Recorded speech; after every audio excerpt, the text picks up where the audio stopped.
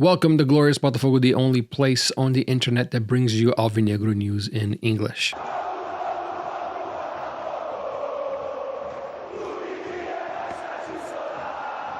Botafogo finally found its winning form today after beating Madureira 1-0 during the first round of the Carioca Championship of 2024. The goal came by Jeffinho still in the first half around the 39th minute, if I'm not mistaken, with a great pre-assist from Chiquinho, finding Hugo on the left. Hugo passing to Jeffinho. Jeffinho only really had the trouble of sending it in, scoring a classic number 9 goal poacher goal from a winger.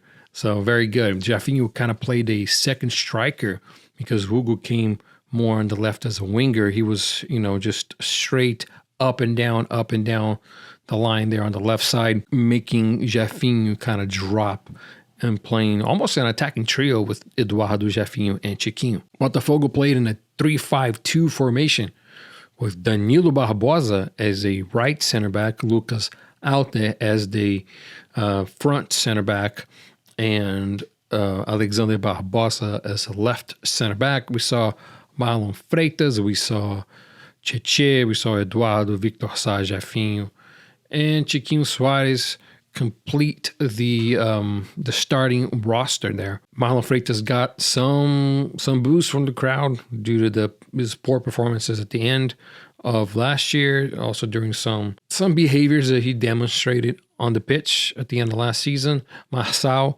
which was the previous captain, Cheche was a captain this match.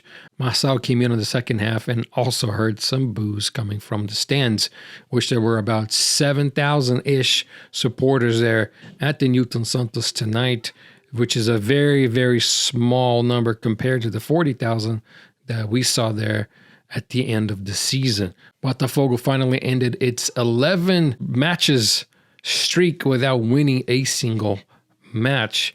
There was just a bunch of draws and losses at the end of last season, and the club finally broke the curse of getting scored on at the late second half, 90-plus minutes.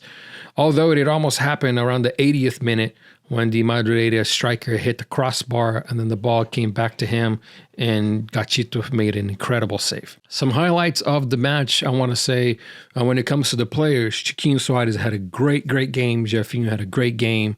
Jeffinho really could have scored more than one goal. He hit the crossbar in the first 10-15 minutes of the match.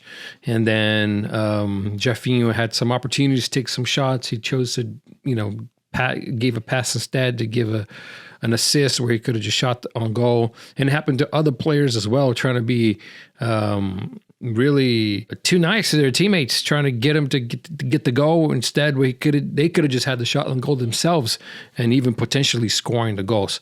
So the 1-0 result it's kind of a lie. Botafogo could have had 2 or 3, maybe even 4 if the chances were really well taken. There's some moments there in the second half where Janderson wasted about 2 or 3 counterattacks where they had the numbers on the defenders, oftentimes 3-1, 2-1, and just bad decision-making, poor decision-making at the final third that really shows on how much Botafogo needs to find a direct substitute for Chiquinho Soares, and Janderson is not it. Lucas Haute and Alexander Barbosa had their debut today. They both picked up a yellow card on the first match.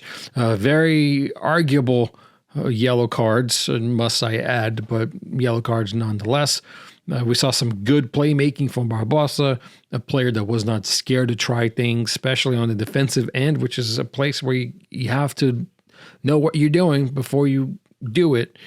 But Barbosa showed a lot of personality and a lot of balls to make some of the passes and some of the lob passes that he made during the match.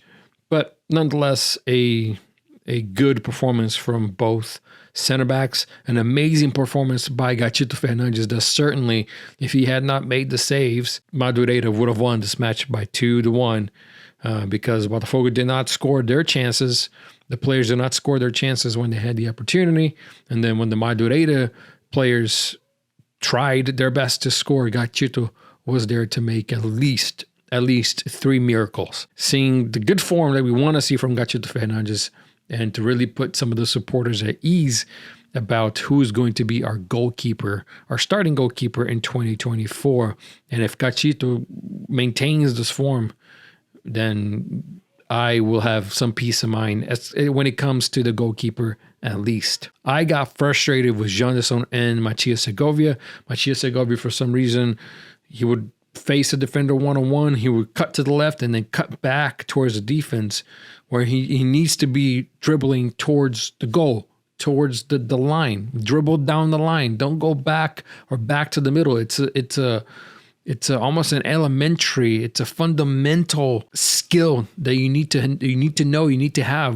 You don't dribble towards the middle, back into pressure. You need to dribble away from the pressure, towards the opposition's goal, down the line to make the plays. And Matias Segovia today made some very, very amateurish mistakes on the ball. Botafogo returns this Saturday against Bangu, which is a traditional team from Rio de Janeiro that played the Brasileirão Série A back in their heydays.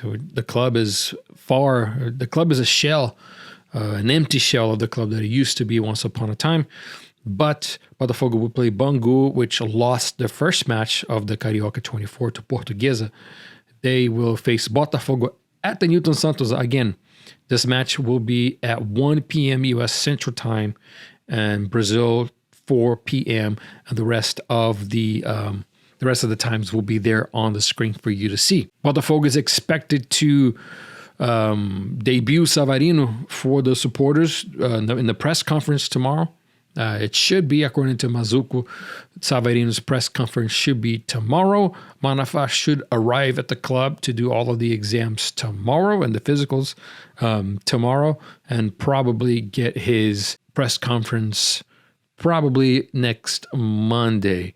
There are some rumors that Botafogo closed with another center back, a Brazilian center back, and there are some rumors that there is some negotiations making advancements when it comes to Eduardo's immediate sub, or somebody to come replace Eduardo so they can fight for the starting spot.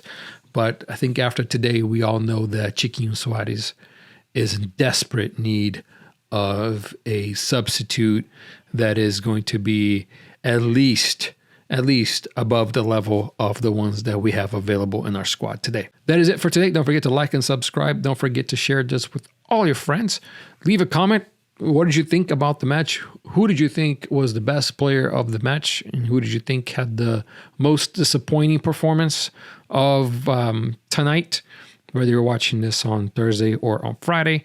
And if something else changes, if there's any news of any new signings, then I will be back before Saturday. If not, then I will have a post-match video about Bangu's match on Saturday. And there's also either a live stream or a Twitter live spaces with members of Olympique Lyonnais, Molenbeek, Crystal Palace, and Botafogo, which will be me discussing the respective transfer windows and the respective outlooks on their season.